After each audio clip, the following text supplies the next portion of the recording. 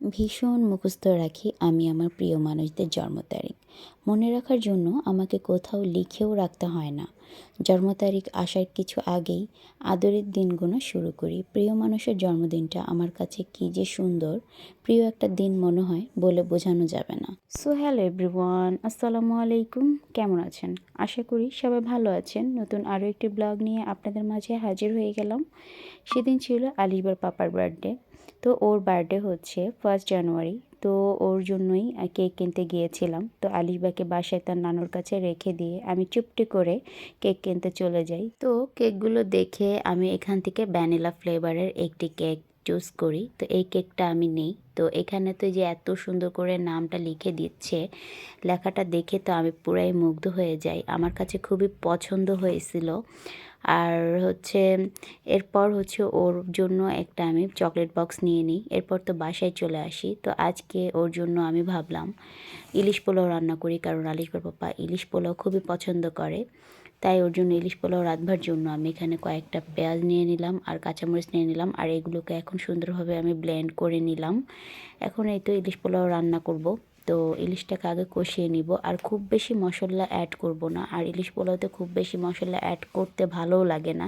তাই আমি আজকে সিম্পলভাবেই পুরো গ্রাম্যভাবেই আমি রান্নাবান্নাটা করে ফেলবো। এখানে কাঁচামরিচ বাটা এবং পেঁয়াজ দিয়ে দিলাম। তো বাটাগুলো দিয়ে দিচ্ছি এবং আমি অফ ক্যামেরাতে একটু গুঁড়া মরিচ অ্যাড করেছিলাম এবং লবণ দিয়ে দিয়েছিলাম। এখন আমি কিন্তু মাছে আগে থেকে লবণ দিয়ে মাখিয়ে রেখেছিলাম। তখন এই মাছগুলো এখন এটাকে দিয়ে উল্টে পাল্টে আমি সুন্দরভাবে কষিয়ে নেব।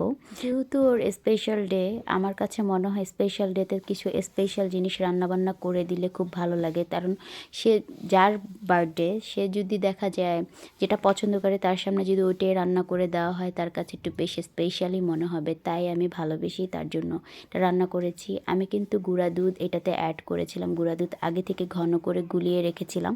তো এটার মধ্যে দিয়ে সুন্দরভাবে এই তো এখন মাছগুলো আমার কষানো হয়ে গেছে, উপরে তেলটা ভেসে আসছে। এখন আমি মাছগুলোকে একটা একটা করে তুলে রাখছি। এখন আমার সবগুলো মাছ উঠানো হয়ে গেছে, আর এই মশলাটাকে কিন্তু আমি ফেলে দিব না। মশলাটা আমার পরে লাগবে, কারণ পোলাও রাঁধবার জন্য।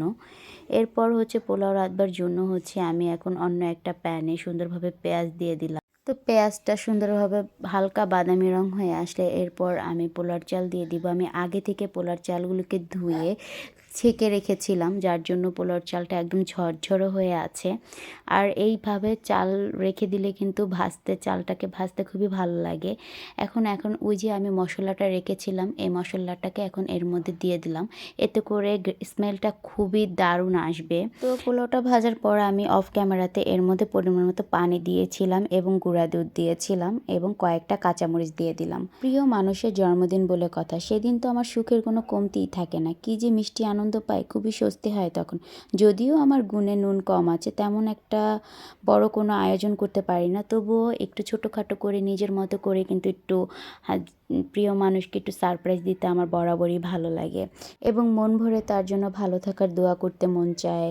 এবং দোয়া তো সবসময় তার জন্য থাকে, সবার জন্যই। হয়তো আমার মতো অনেকের এরকম আছে যার না প্রিয় মানুষের যাবতীয় খুনসুটি সকল কিছুই বড্ড যত্ন নিয়ে মনে রাখে। তা বলুন তো আপনার প্রিয় মানুষটার জন্মদিন কবে? তারপর এইরকম কথা বলতে বলতে কিন্তু আমার ইলিশ পোলাওটা এখন ভাপে দিয়ে দিব। আর মাছগুলোকে কিন্তু আমি এখানে কিন্তু পোলাওটাকে লেয়ারভাবে দিয়েছি। তো দেখতেই পেলেন কিভাবে করেছি। আর ইলিশ পোলাও মোটামুটি সবাই পারে। তো এর তো রান্নাবান্না শেষ করে এখন আমি কেক কাটবো একটু পরে। তো কেক কাটবার জন্য একটু ছোটোখাটোভাবে একটু স্পেশাল ফিল করানোর জন্য একটু সামনে কিছু ফুলের ছিটাফোঁটা রেখেছি এবং হচ্ছে একটু পরে একটু ক্যান্ডেল জ্বালিয়ে দিব। তো পাশে ক্যান্ডেলটা ছিল, কেমন খালি খালি লাগছিল, তাই ভাবলাম একটু জ্বালিয়ে দেই। দেখতে কিন্তু বেশ দারুণ লাগছে, তাই না? কিছুক্ষণ পর বাপ বেটি মিলে এখন কেক কাটতে বসে পড়ছে। আমার মেয়ে যে কতক্ষণ ওয়েট করছে কেক কতক্ষণে কাটবে। যাক, ফাইনালি বাপ বেটি মিলে কেকটা কাটতে পারলো।